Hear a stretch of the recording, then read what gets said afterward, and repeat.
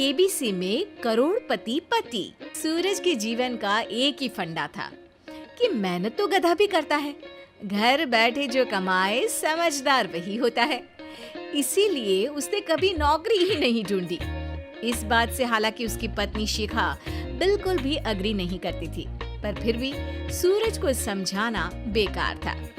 TV में कैसे बनोगे करोड़पति का ऐड देखकर उसे लगा कि बस अब तो घर बैठे ही वो करोड़पति बन सकता है, और उसके पीछे उसने अपने सारे सोर्सेस एक्टिव कर दिए। 2 हफ्ते में उसके कलीग के साले के पड़ोसी के बेटे का सोर्स निकलता है जो कि उसे शो में पहुंचा सकता है, और सूरज उससे मिलने चला जाता है। अच्छा, तो हमें मुकेश जी बता रहे थे कि आप हमें शो में पहुंचा सकते हैं। हाँ, उसमें कोई तकलीफ नहीं है।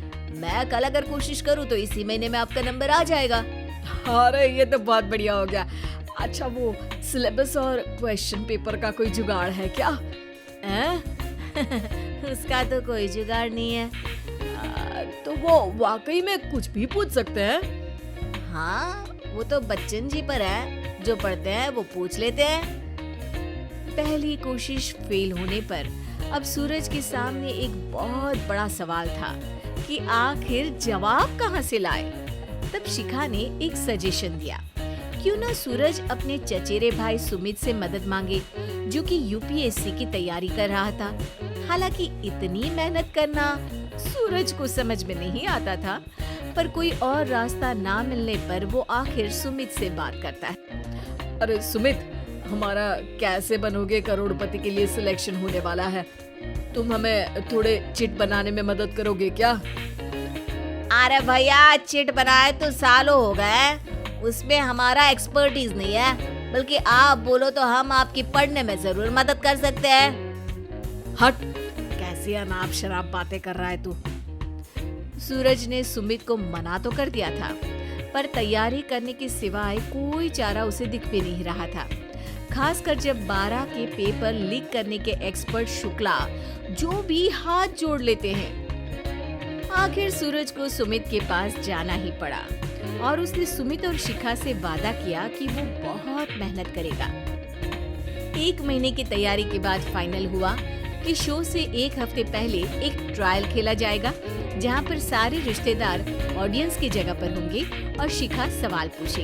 दूर दराज से भी रिश्तेदार आकर हाजिर हो गए देखने कि आखिर कैसे बनेगा सुमित करोड़पति। सब कुछ सेट था, और इतने में सूरज आकर अपना स्पीच देता है।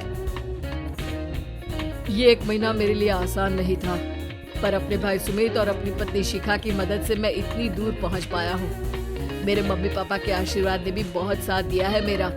मैं उम्मीद करता हूँ कि आज के शो में आप लोगों को बहुत मजा आएगा। साक्षी पहला सवाल पूछती है और पूरे कमरे में सन्नाटा छा जाता है। इंडिया में कितने स्टेट्स हैं?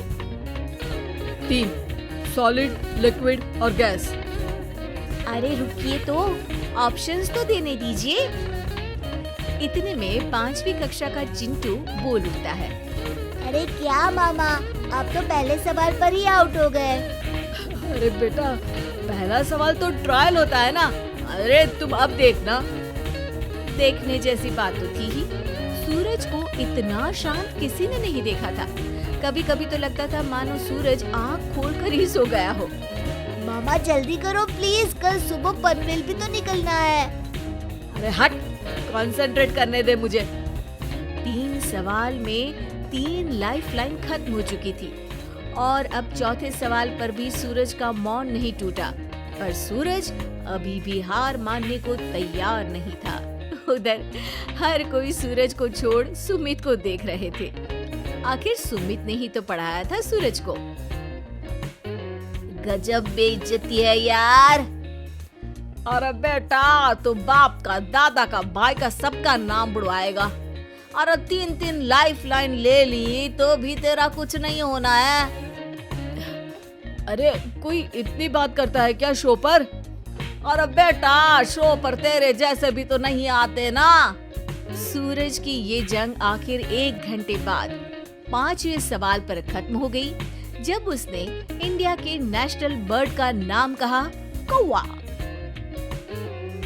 अरे बेटा, मजा तो बहुत आया, बस थोड़ा टाइम पर खत्म होता तो आनंद भी आ जाता। ताने बारिश के बूंदों की तरह बरस रहे थे और सूरज को भी समझ आ रहा था कि ये करोड़पति बनना शायद उसके बस के बाहर की बात है। पर वो आखिर ये बात मान कैसे लेता?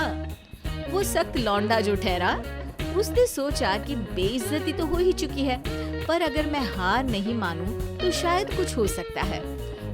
शिखा, तुम देखना, असली शो में आग लगा दूंगा, आग, करोड़पति बनूंगा मैं। हाँ, सब्जियां खत्म हो गई है घर पे, ले आओ। पहले पति बन जाओ, फिर करोड़पति बनना। अरे गजब बेइज्जती है यार। बेटा, अभी तो घर पर ही हुई है, 1 हफ्ते में तो तुम देश के सामने करवा कर आओगे। वैसे जब टीवी पर जाओ ना तो बस अपने मम्मी का ही नाम लेना, ठीक है? कोई पूछे तो बोलना कि पापा नहीं है मेरे। अरे पढ़ाई की, पेपर निकलवाए, इतने सारे लोगों को खाना खिलवाया, क्या फर्क पड़ा? इसीलिए मैं कहता हूँ कि मेहनत तो गधा भी करता है, घर बैठे जो कमाए वही सिकंदर। लेकिन मामा, गधे भी जानते हैं कि हमारा राष्ट्रीय पक्षी मोर है।